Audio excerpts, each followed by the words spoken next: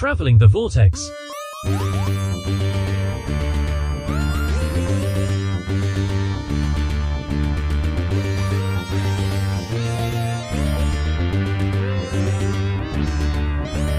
We've joined Team Gallifrey as they travel the Vortex and arrive at episode 547. And I believe Ace had a phrase for times like this. Bring it on. I'm Keith. I'm Sean. I'm Glenn. How's it going, guys? Pretty good. How are you guys doing? Not too bad. Did you guys do anything, watch anything this week? All right, well, let's move on to this. I was going to let Sean go first. Sean, you didn't watch anything? Yeah, if you had to think about it. Go ahead, Keith. If you have to think about it, it wasn't worthwhile. We watched Confess Fletch. Oh, how was that? That's what our Friday night movie was. It was really good. It's very much a throwback to, old school comedies. Kind of. It's not the blockbuster. It's not something that. It's unfortunate because it's not the type of movie that's going to get made for very much longer. I don't feel like in today's Hollywood. I recently refamiliarized myself with the original Fletch and had kind of decided that I don't know that I'd ever actually seen it all the way through. And it's okay. I mean, I know there's a couple of gags that stand out that are very quotable and Chevy's funny, but for the most part, it's just kind of there. I remember going to see Fletch Lives in the theater. Wow, is that one not aged well? For a multitude of reasons. Yeah. But this is consistently the funniest and the best, even though it's the most grounded, I think, of the Fletch character. Supposedly it's much, much, much more in line with the books. But John Hamm was phenomenal. And it's just, I hope we get 30 more of these. I would line up and go see them in theaters. It was that good. But I just kind of get the feeling that, it feels like a movie whose time has passed, unfortunately. Yeah. We finished Picard Season 2, which was okay. It had some cool ideas in it and some fun stuff, but overall, it got a little long in the tooth, I thought. A little too much of a slog to try to get through it. And now we are about halfway, 6 episodes into Season 3, and the turnaround this show has done is pretty incredible. The first couple of episodes, I was like, okay, yeah, it feels a bit more like more of the same, but then it just starts, the more the story unveils itself and goes along, it gets better and better as it goes. Just picks up steam, doesn't it? Yeah, it really does. I didn't watch, I don't think I've watched anything since last week. Nothing with any relevance. I guess I did watch another episode of Mandalorian, but I'm still not finished yet. I think I've got 2 more episodes left, maybe. Hi, I'm Rupert Booth. I am known as Paul Ferry.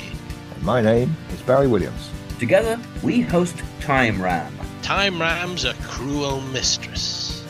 It's a random number generator. That also. We roll a number from 1 to 13, and that's our doctor. Then 1 to 300 for the story, and then we ram them together. Even if it doesn't make sense. Cruel, I tell you. Time Ram, putting the wrong doctors in the wrong stories, so you don't have to. You're listening to Traveling the Vortex. All right, well, I guess there was one other thing that I did. I went ahead and picked up all 4 issues of Paradise Towers, Paradise Found. This is the 4-issue series from Cutaway Comics.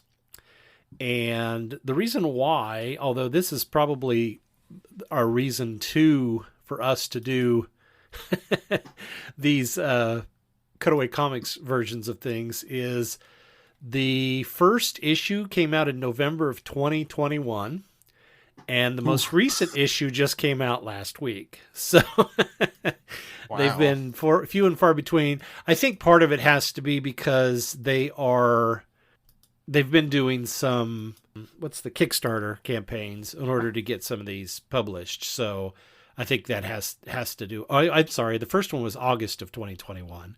And then I think one came out in November, and then I think one came out last year, and then the 4th one just came out. But yeah, so just a little primer before I start my timer. Paradise Towers, this is the continuation, or this is a sequel to the Paradise Towers Sylvester McCoy 7th Doctor story. It takes place 15 years later.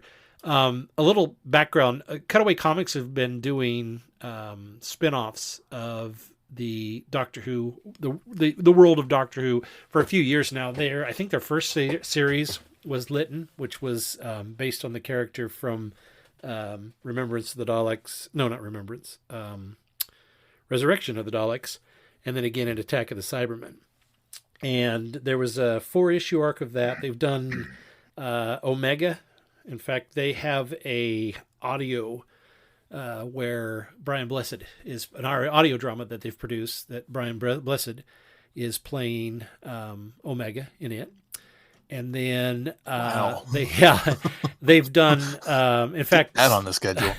So yeah, some of the interludes. Excuse me while I do my Brian Blessed impersonation. Some of the interludes in the books here have also been they've got I think they're called backups is what they're called, and they're usually little 2-page stories that they've been doing in this Paradise Towers, which are Happiness Patrol. So those have been kind of interesting as well. But they've been doing some of these spinoffs for a few years now. And what they do is they get with the artists that are the creators of this. And of course, this one was, and I'm going to forget his name.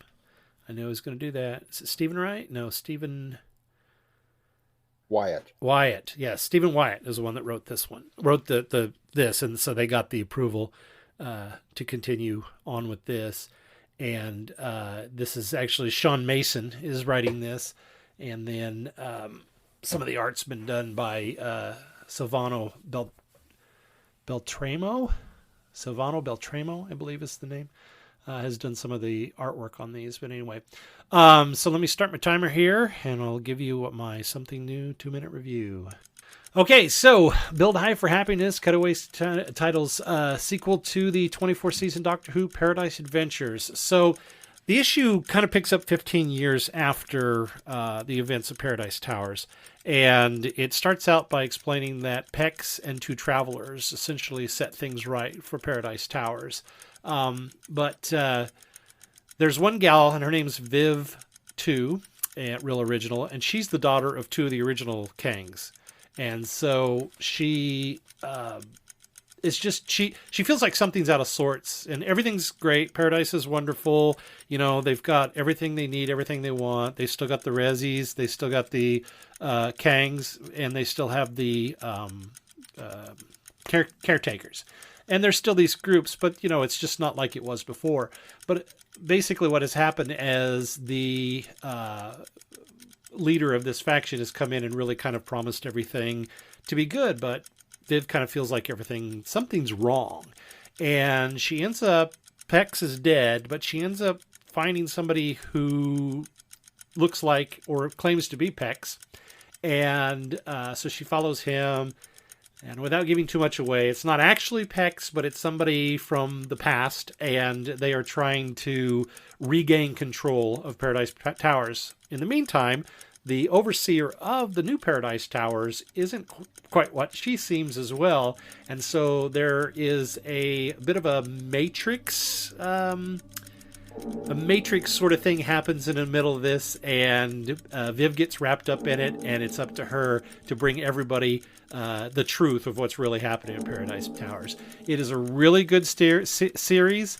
I really enjoyed it, and highly recommend it for anybody, especially. That's one of those things about Happiness Patrol. It's one of those, when I first saw it, I didn't care for it that much, and I didn't appreciate it until years later when I understood the undertones. And so those sort of undertones of the story are also still in this, carry through to this, and I think that's what makes this such a good story. So that is my something new 2-minute review. Okay. Yeah, sounds pretty good. Hello, fellow time travelers, and welcome to the Doctor Who Target Book Club podcast, the only podcast to discuss, in story order, all the Doctor Who novelizations. My name is Tony Whitt, And every 2 weeks or so, I'm joined by a 2 to 3 person discussion panel, including our so-called expert who's been a Who fan since 1979. That would be me. We also get the views of intermediate, casual, and novice fans who either have never seen the show or who have never read these books until these podcasts, including Dalton Hughes and Allison Seyfried. You can find us on iTunes, Stitcher, Spotify, or wherever you find good podcasts, or even ones like ours. You're listening to Traveling the Vortex, a Direction Point podcast. All right, well, let's move on to news. A new teaser dropped rather unexpectedly, only once. Last night on the BBC. It was like whole 10-second clip. Was it last night or was it? I think it was Sunday night. Oh no, yeah, last night was Sunday night. Never mind. We do occasionally record on time. Yeah. Yeah, right. So what do you guys think? Not much to get from the teaser, but There's I am really glad not. that there is some marketing actually happening for the show again. Yeah. I'm Fortunately, genuinely kind of excited over the less is more idea.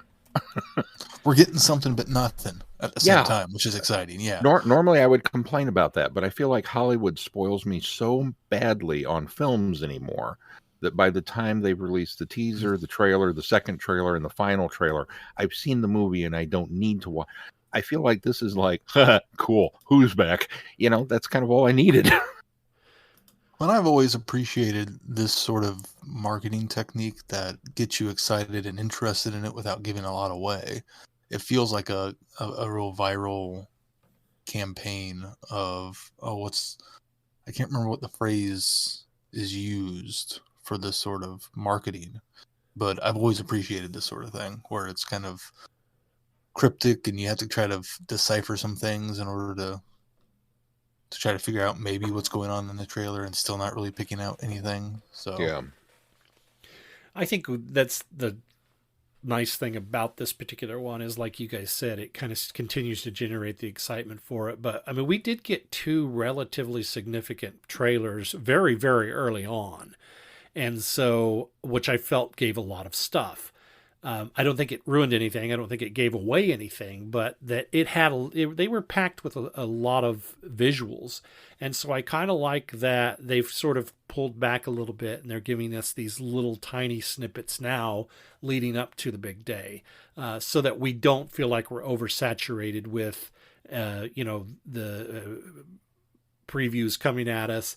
And as Sean said, I'm with him. Hollywood has completely spoiled me on the way that they preview or trailer movies now.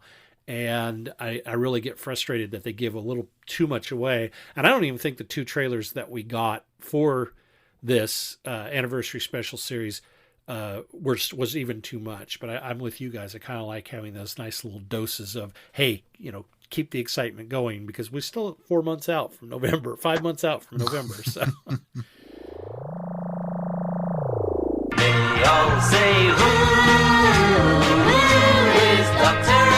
Do you collect Doctor Who?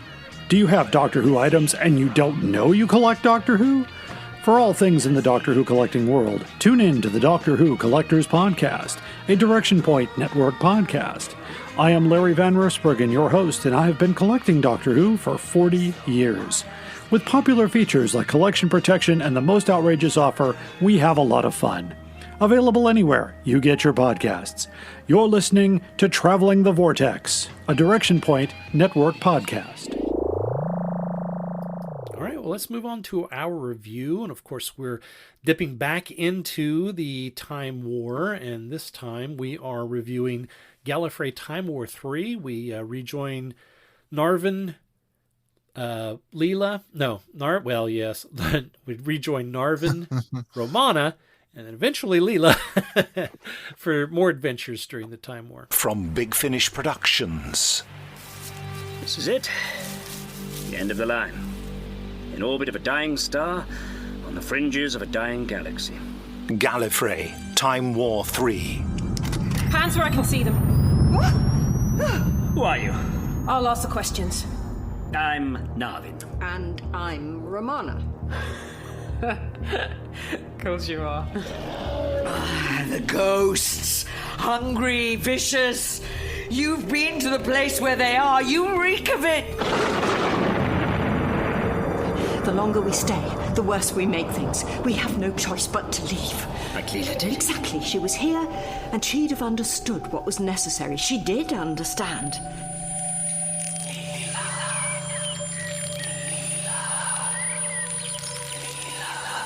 We don't both need to die! Oh, don't be an idiot! Listen to me, climb up now! Korma is heir to the throne! Do as I say, I am your mother, you will do as I say! Alert! Identification confirmed! You know these guys? The female is a president of Gallifrey, an associate of the Doctor. She has encountered us many times. I kinda guessed they were VIP. Big Finish. We love stories. Is this what life is going to be from now on? Nowhere to rest? Just constant running? Hostiles. Exiled from Gallifrey, Romana and Narvin are fleeing from their own people in the Time War. Seeking refuge on a derelict wreck, they find they are not alone, and that the Time Lords have enemies everywhere. Bum, bum, bum. Go ahead, Sean. It's a pretty standard story from the standpoint that it's alien, essentially. I mean, we're trapped on a spaceship, and there's a thing out there trying to get us. And there's a lot of crawling through ducts and elevator shafts and whatnot to get from point A to point B and then back to point A. But I found that I liked this one. Maybe it's just because I liked this particular style of Who. It kind of sort of gave up a base under siege vibe, which, as we know, is my jam. But it was fun to have both Romana and Narvin out in the field, outside of Gallifrey, outside of the political fights, all those things that I was very much excited about Gallifrey to begin with. And then I feel like we jumped into the Gallifrey story is far too late in the run for me to get that because we're dealing with the war. So I didn't get as much of the political infighting. Because we're kind of 10 box sets in, and right. the first 8 had all that. Yeah. Totally my fault on scheduling. I get it. But it was fun to take them out of what I perceived was going to be the Gallifrey environment and put them, out here on the run and throw some problems their way. I thought the mystery was relatively clever. Although maybe a tad bit predictable when you talk about, an unexploded time grenade.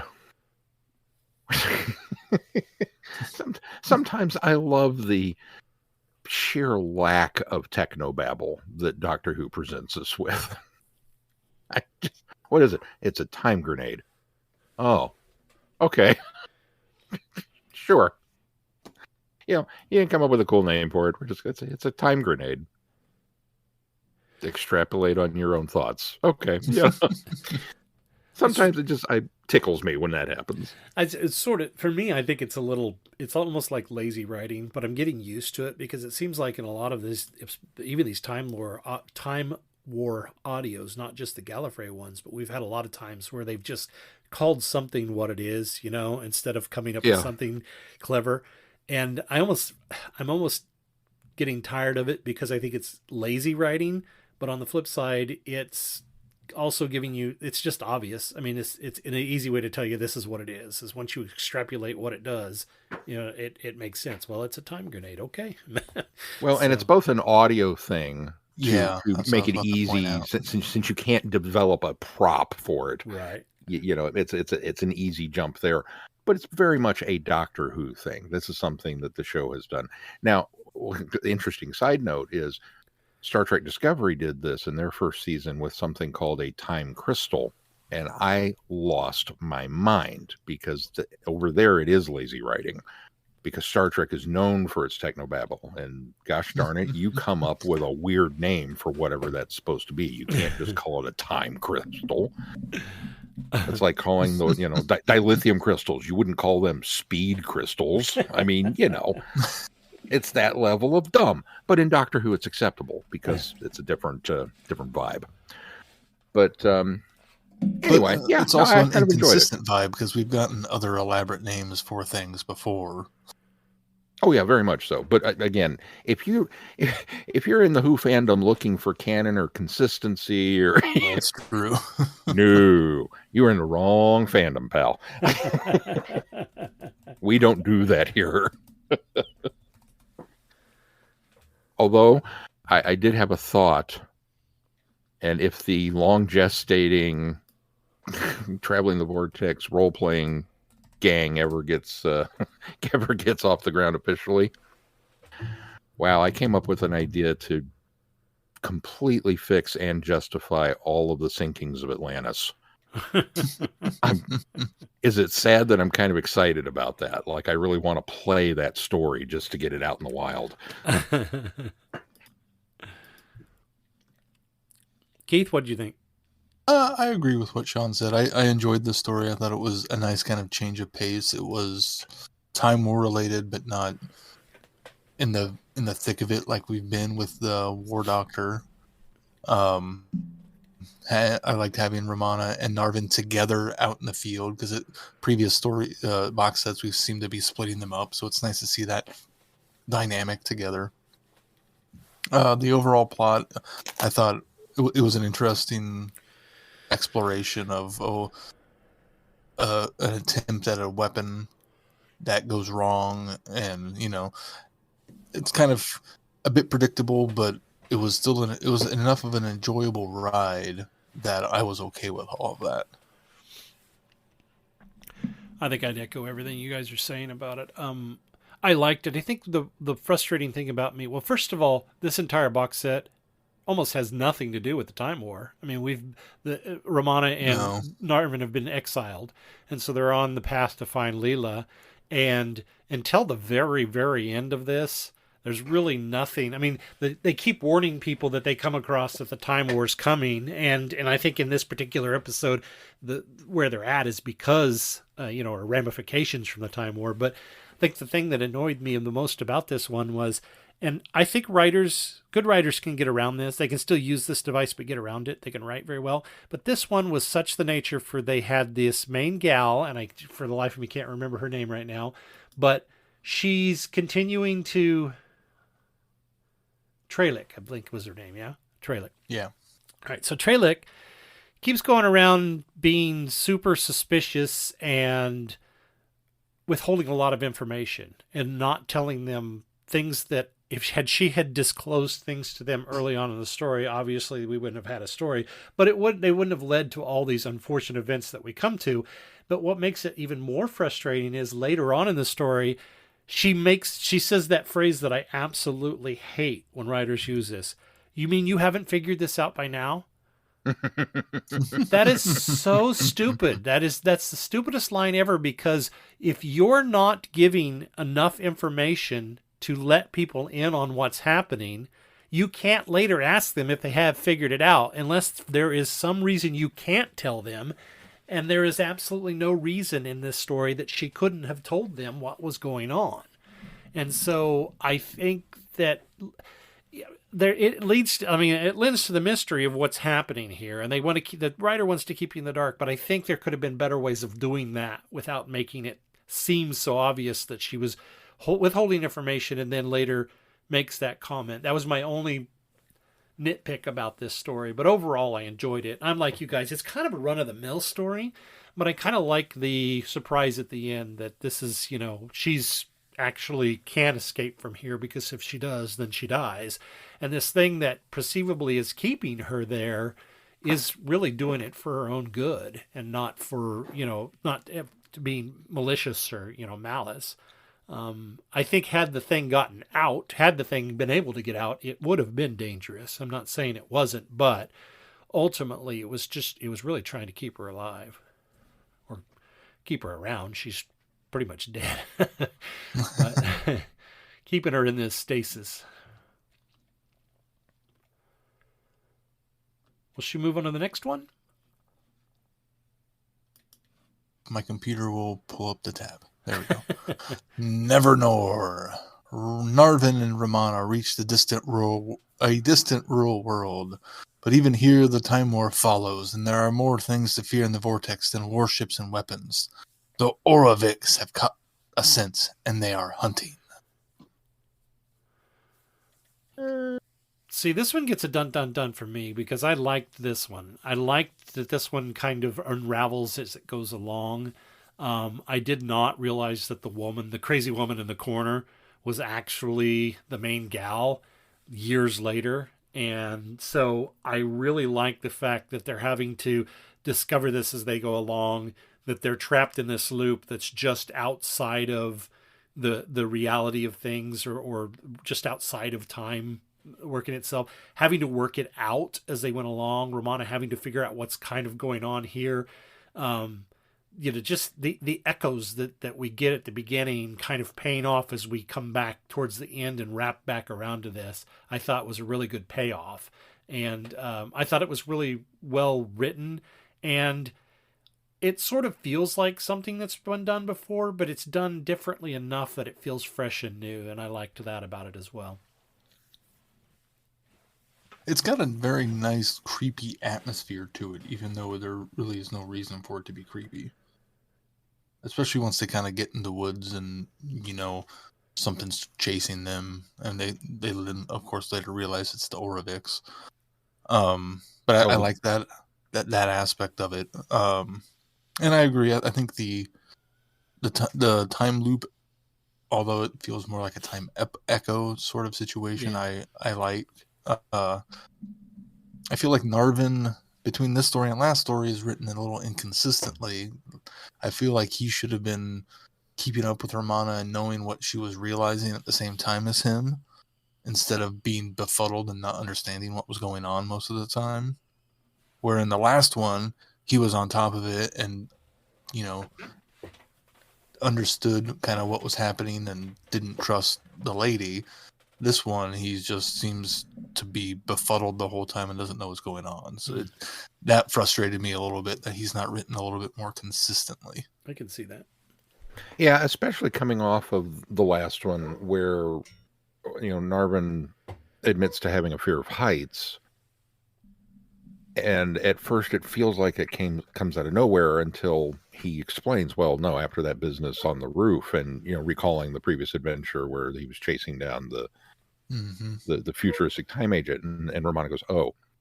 And a side note, because I forgot to mention it, that scene when they have to swing through the breach and it goes deadly silent except for the heartbeat and the breathing and the kind of the internal monologue. Mm-hmm. Chef's kiss. That was fantastic with how that was done. I would agree. Mm-hmm. But to see that kind of continuing development for Narvin in that one, and then get to this one and almost have him back into his administrator role where he's always a step behind and trying to be supportive but not really there. Yeah, I can kind of agree with that.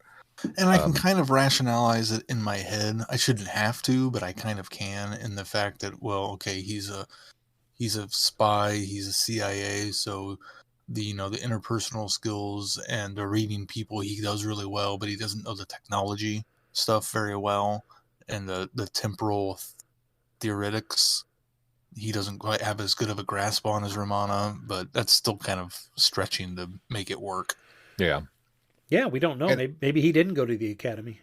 We know Romana did, so. Well, maybe that wasn't his strong. And who knows how much of that stuff Romana picked up because she was traveling with the Doctor so much. Oh, yeah, that's true, too. And how much of it was from the academy. I mean, yeah, once you have traveled with the Doctor, I kind of feel like that anybody you get paired with pales in comparison a little bit. Because it's well, I'm book smart. Yeah, but. And Romana, and Romana's now the Doctor in this sort of situation, so she is going to be the smarter one and always know what's going on more so than anybody else she's with. So I mean, I understand why they do it for the writing aspect, but sure. I mean, Narvin is very much the companion. Yeah.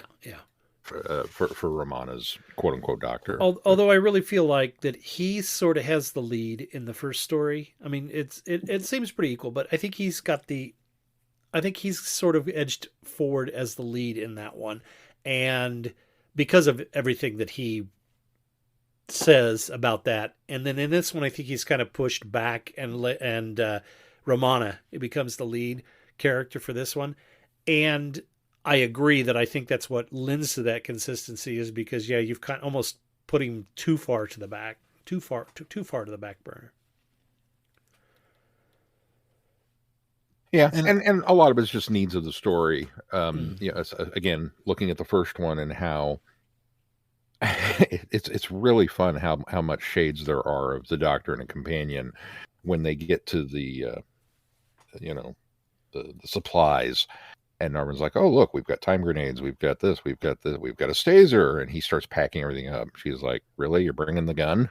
And it's like, "Oh, what a Doctor thing to say." But in this instance, yes, I totally side with Narvin. Bring the gun. Well, yeah.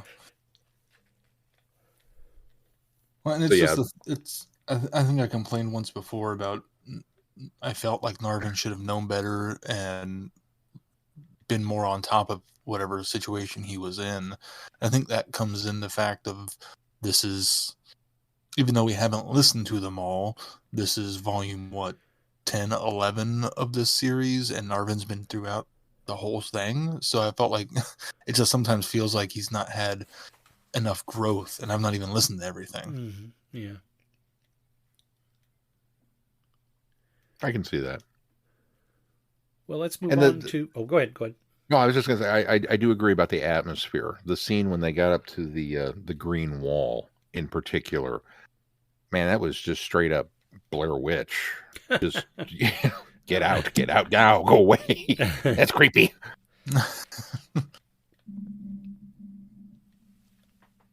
Well, let's move on to Mother Tongue. Leela was thrown into a vortex ravaged by the Time War, lost in space and time, but the Trill have shown her mercy. She finds herself in another realm, another life, where the warrior is also a mother, where she must help her son to choose the path to avoid his world's destruction. I give this one high praise. I think this one... Well, you lead us off then. I'll tell you, this one I liked a lot, and I liked it because of the way that it's structured and the way that the story's told. It does, to its detriment, seem to be a little bit rushed, because I think that they had to quickly get Leela very much invested in the story. And for as short as the story itself is, even though it's, an hour long, it really kind of feels like the character is driven to move along and have more investment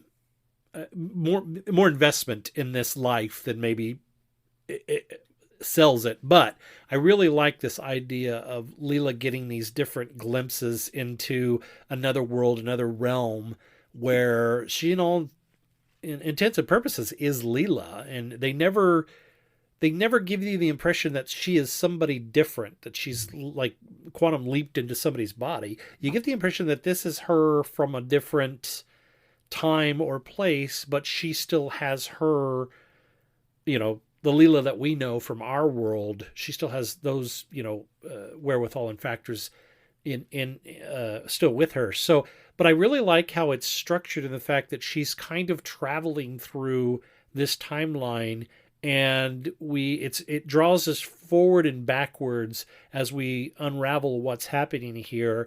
And when it's alternate versions, yeah, exactly. And then when it's kind of revealed that the warrior, whatever his name, it doesn't say here. Anyway, the head guy, the leader or the royal or whatever he is actually her son, and that the kid that was supposed to be that, that flip-flop, that Prince and the Pauper kind of switcheroo, I thought that was cool. I mean, I love that revelation. I didn't suspect that. I had no idea that's where they were going with this. And then ultimately her having to go back and get a second chance at that event and make that sacrifice of letting her son make his own choice and not push him into the choice that she feels that he needs to make. I really liked that. I thought that was a really kind of a cool dynamic. I liked all those things that you mentioned also. And Leela's emotional journey throughout the story is phenomenal. And I think overall the story is good and a very interesting storytelling. It does feel a little inconsistent, and I felt I had trouble kind of wrapping my brain around how and what was going on because of Leela's. I didn't get the impression that Leela was in somebody else's body. That was actually Leela. Yet Renucha, the teacher, then somebody else does jump into her body. Mm-hmm. So it seems to be inconsistent on how that mechanic seems to work. So that was where I kind of started to struggle with, well, how come this is Leela's body but not Renucha's Lady Zeno instead of Renucha, but a different timeline. I struggled with that aspect of it. But the rest of it I thought was interesting and good. And the idea of the trill, this plant that's sentient essentially and can, keep the planet concealed from time, I think is a really cool idea. And Gallifrey wanting to weaponize it, I like that aspect of it too, because that makes sense and that fits into the Time War aspect of things. I have a feeling that they don't explain it well enough, but what I had kind of presumed was because the Trill allow for these quote unquote visitors, the Time Lords have figured out how to tap into that and place Madame Xena in Renucha's body. And so I think they're manipulating things in order to do that. But I think that's the idea of that whole setup with the lady in the garden when she realizes that Leela is one of these, what is she called, visitors or travelers or whatever they call them. Yeah, visitors. Yeah. And so I think that setup was to let us know that that's kind of a thing that the Trells provide for. But what I think I agree with you is I don't think that the story goes far enough to explain how the Time Lords are able to utilize that to get inside. Considering Leela's not even a Time Lord, how, is it a Time Lord thing? Is it just no. Anybody can become a visitor? I think it's just not very clear. I agree, but I think that... I agree. I don't think it's a Time Lord thing, though, because of the conversation that the one gal, is it Dra, has with her in the garden when she's explaining to her that from time to time this happens. And so I got the impression that the Trell just sort of picks people and that they don't have to be Time Lords. They don't have to be anything else. So I don't know if it's because I've been reading a couple of High Republic books, but this feels more like a Star Wars story to me than a Doctor Who universe story. Really? If the Trill feels like it should be a Force related, thing instead of a Vortex related thing. Yeah. I can buy that. Yeah, there were moments of this that I liked. I liked, well, first of all, finding out Leela's alive. Yeah. Yay. Good thing. Always pleasant. Yeah.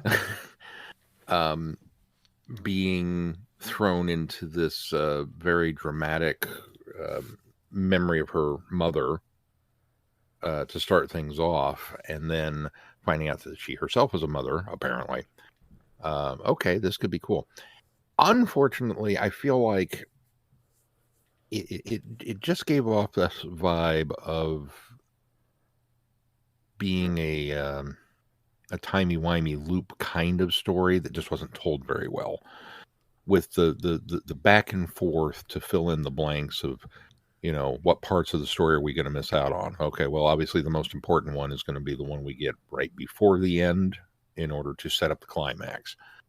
And then, honestly, I got frequently confused between what were their names? Shellen and Cromer. Yeah. Mm-hmm. Not only because they physically change roles, where one becomes the one that we didn't think is actually the Lord Warrior, Lord High Warrior, whatever his title is. I don't know why I can't remember what he is. And then the other one becomes the gardener after the accident. But just they seemed, I don't know, it almost seemed interchangeable throughout the story when it was, oh, sorry, Leela, I mean, Mom. It's like, well, make up your mind. Would you? That's the inconsistency. It's really, I as far as I could tell, there wasn't a reason for it. I got the impression that Leela was making him call her Leela. The Leela that we don't see, the Leela that we're not privy to because we're only getting it through our Leela's eyes. I get the impression that it was his mother, Leela, was forcing him not to use her as mother because this Leela is still a warrior and she's trying to teach her. She's trying to detach her son from reliance on her. And so I kind of got the impression that's why she was having him call her Leela instead of Mom. But he's kind of this pacifist and this, he's more caring and not warrior-like. He's the gardener. And so he defaults to Mom first. And then, of course, remembers, oh, I'm not supposed to call you Mom. I'm supposed to call you Leela. So that was what I gathered from it. Maybe I just completely grasped that from nowhere. But there was a drop line about, oh, yeah, I'm supposed to call you Leela instead of Mom. Yeah. So you didn't grasp that out of nowhere. They laid that groundwork. And it was Lord Warrior. You did have it right, Sean. Lord Warrior. Yeah. But then as to the quantum leaping of it, if you will, I think that, at least to me, felt very planned from Leela's conversation with. Was it Draw? Mm-hmm. When they're talking and she first says, "Oh well, you're a traveler then, or you're a visitor," whatever the terminology was. She grasps that this is not an unusual chain of events. It's not like you're a crazy person, which is actually kind of refreshing because so many stories, I'm not me, I'm somebody else. Oh well, let's lock them up. Right. It's kind of nice to have a default built into the, oh yeah, that's a thing that happens every now and then, because then later we do get it with Renuccia when she kind of almost physically transforms in the classroom. You can hear her voice and he's totally doing this, and then the minute later is totally confused as to what's going on, and it becomes very obvious that somebody else has dropped in on her. Yeah. So I kind of assumed that it was the same with Leela, that she is inhabiting somebody else, whether consciousness or whatever, but she still sees herself as Leela. Yeah, that's just I it's agree. The fact that her name has always been Leela on this planet is what makes it confusing. Yeah, right. I think so. Exactly. But she just got the luck of the draw of ending up in somebody also called Leela. I did think Sarah Douglas was fairly awesome. It was great to hear her as Drawl. She's not in it much, but she's not in it much. But any excuse for more Sarah Douglas in my life, I'm all right with. But yeah, it just kind of became a. I really like the quantum leaping aspect of it, of them going back and forth and realizing what she has to do to change things and seeing the ramifications of all that. All that stuff was really cool. Mm-hmm.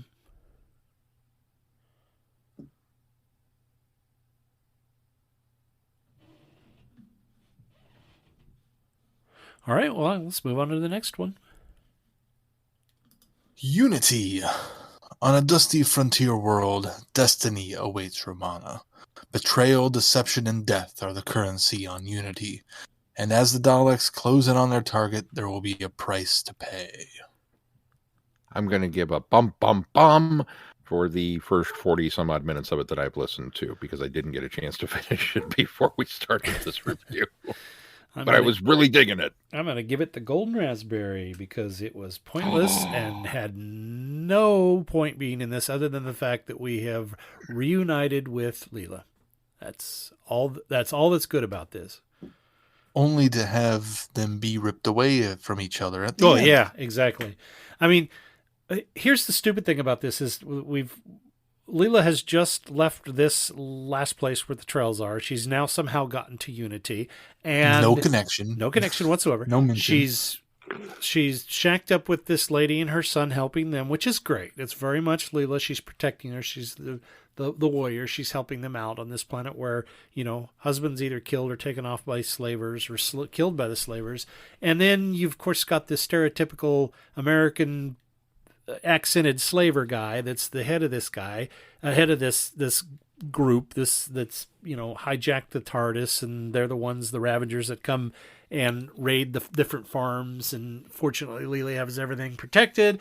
And Narvin and Romana show up, and they find her, and really quick off the very top, and we learn about everything that Leela's been doing here. And then Leela decides begrudgingly to go help them find their TARDIS so that they can get off world, and they find their TARDIS to find out that the Daleks are there, and then they go back, and the Daleks take over the planet anyway. So I mean, it's all completely futile. There's absolutely nothing of value in this story for this entire connection to the Time War or the connection to the Gallifrey series. And it really feels like a glorified way to have a cliffhanger of, what happened to Romana? Did she really die?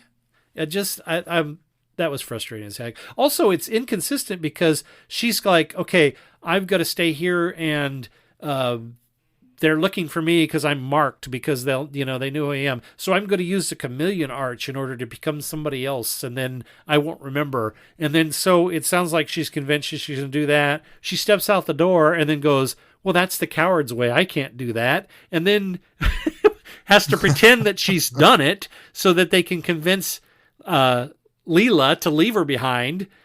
I'm sorry. It was just not good. It was not good at all.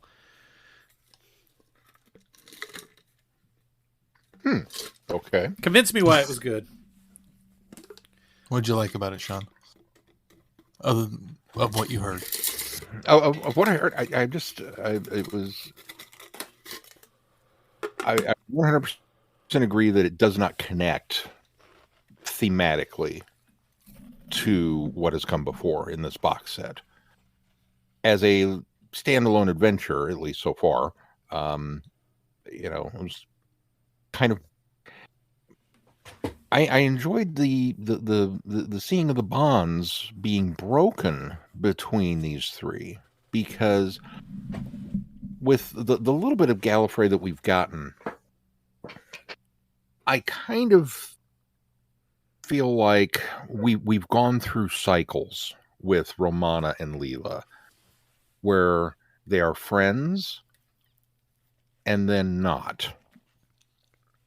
And then they're kind of uneasy allies. And then maybe we actually do get to the point where we're friends. And then because of the demands of her job, Romana does something that's kind of crappy. And Leela, oh, I see you Time Lords are all the same kind of stuff. And when she disappeared, we got what I felt was some genuine concern from the Time Lords that we have to go find Leela. Now, it took a couple of box sets before we actually went to go find Leela, but I was looking forward to the reunion.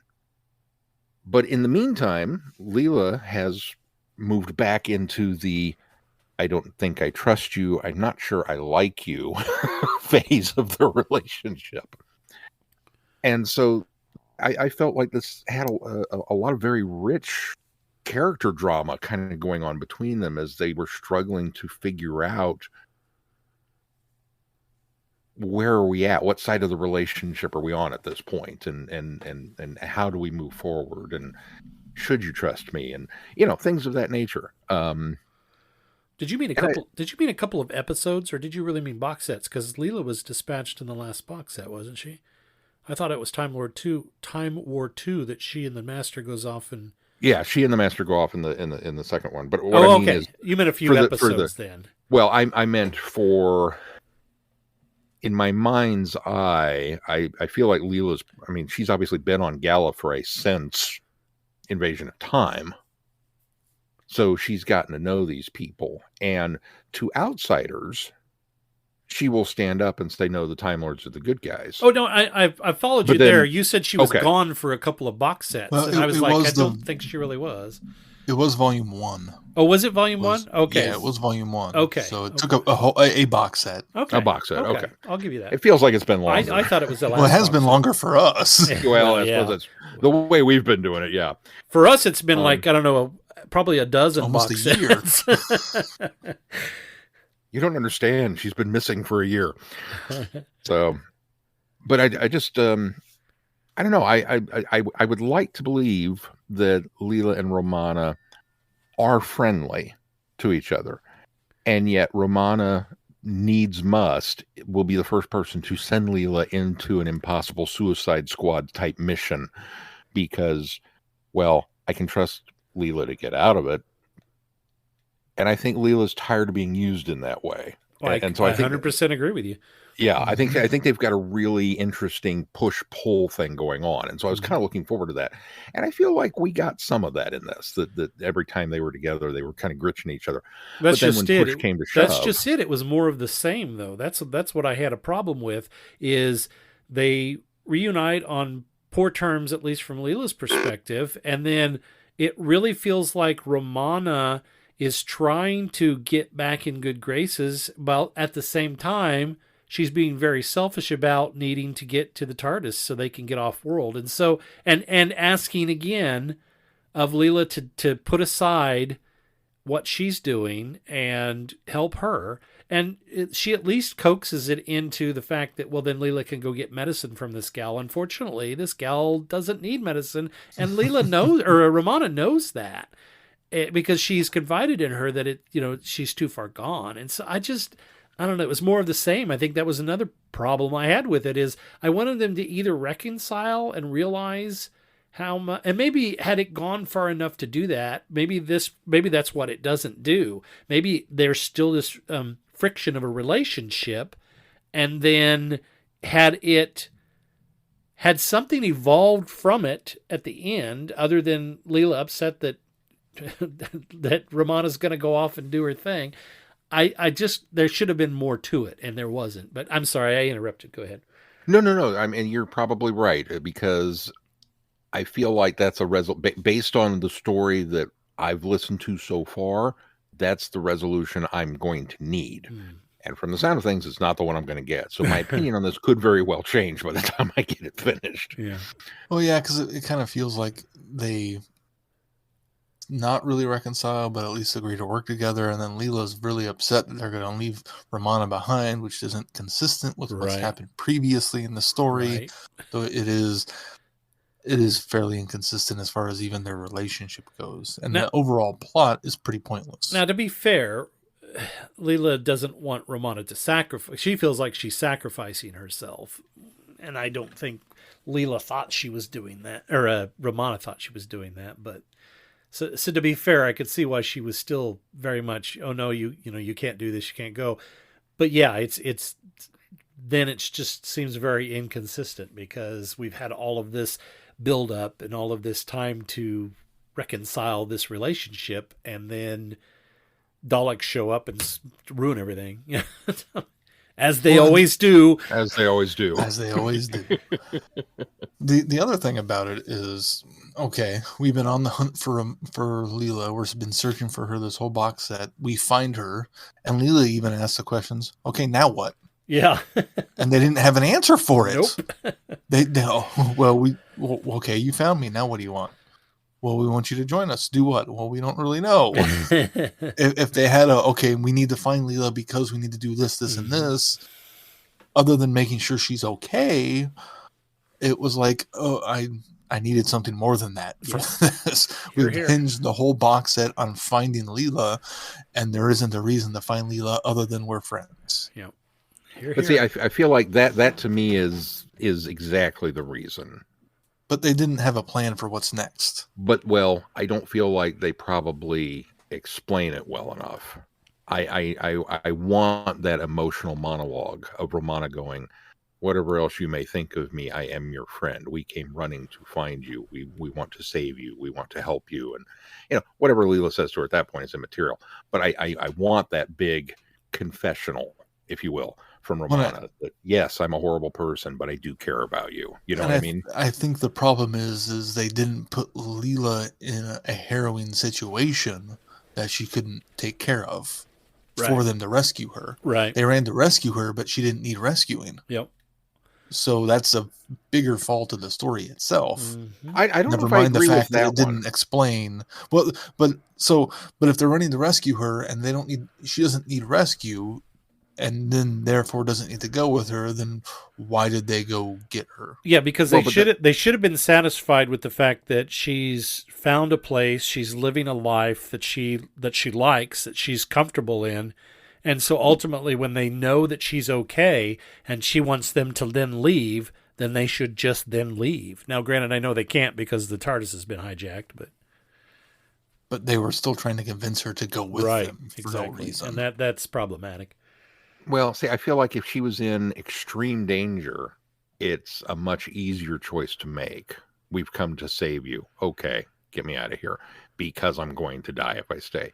Versus, well, this is still dangerous, but there's people here that I care about, and the war hasn't shown up yet. And no, I don't want to leave, because that gives you that interpersonal drama. If you raise the stakes too much on Leela, then it is a rescue mission.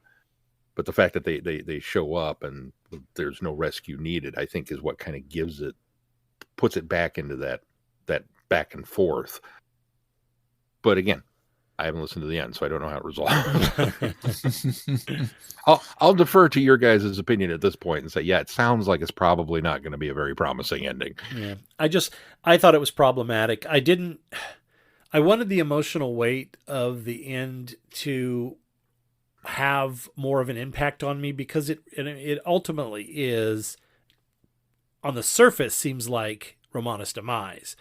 But unfortunately, by the time we got to this resolution, or to this conclusion, I was so upset with the way that the story had gone that I almost was like, oh, now you've thrown that at me. And I just was even more disgusted with it because of that. So. Oh, maybe they'll turn the tables on the next one and Leela will come to rescue Romana. Well, I certainly don't. I won't subscribe to the fact that I think Romana's dead. Yeah, I don't necessarily believe that either. No, I think it was a clever cliffhanger, I suppose, but. The companions get cliffhangers. The Doctor, not so much. Yeah. Yeah. And I think had she had a bigger reason to sacrifice herself, I would have cared more too. It was more of a, I've got to stay so that Rassilon doesn't find out about this fuel planet that the Daleks are using. Well, shouldn't Rassilon know so they could stop the Daleks from utilizing the fuel that's on this planet? I mean, it seems like I don't think she wants either side to find this planet. Unfortunately, the Daleks have gotten there. So, but obviously the Daleks already had. So why wouldn't she? Okay, I better go so I can notify the Time Lords of, hey, the Daleks are over here getting this fuel. You better stop them. Yeah, that's true. Although on the other hand, I mean, they're outcasts. They've been on the run from the Time Lords. Yeah, I mean they pretty much are exiles. So. But now they got something to come back with to go, hey. I suppose, but I don't think Romana. I mean, I don't think Romana even wants an uneasy alliance with Rassilon at this point. No, I don't know. I don't think she does either. Yeah. But it just didn't feel like. I mean, I guess for the sake of Gallifrey, though, I suppose is what you mean. And so I guess you're right. I suppose for the sake of Gallifrey, it's something that. And knowing the Daleks are there already, it's not like she's hiding the planet from the Daleks. Right? They already know. They're already there. The Daleks are there. Yeah, they're getting the fuel. So stop them. And instead, she. Just I have a feeling. Herself instead. Ultimately, in the next box set, Narvin and Leela are going to go back to the Time Lords and say, "We've got a problem." I would hope so. Yeah. All right. Well, it was a pretty good box set that fizzled at the end. For me, anyway.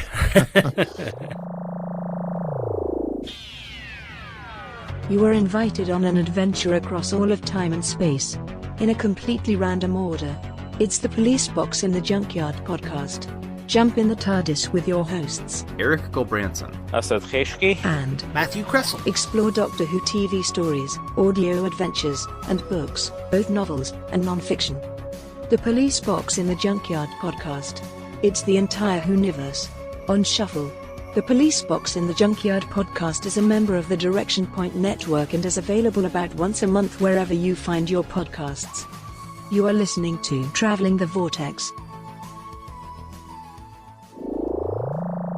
All right, well, Sean, what do we got coming up on the schedule? 6B. No. What are we doing? 60th anniversary tie-in. We return to the story In Between Stories with City of the Damned, part of the Doctor Who weekly comic run from back in the, when was that? The late 70s, early 80s? Yeah, late 70s. And then the new ongoing 14th Doctor? Yep. Story, Liberation of the Daleks. We'll be doing the first 4 parts of that. So a whole bunch of comics next time. Followed by, in theory, the opening volley of Big Finish's 60th anniversary tie-in, Once and Future Past Lives.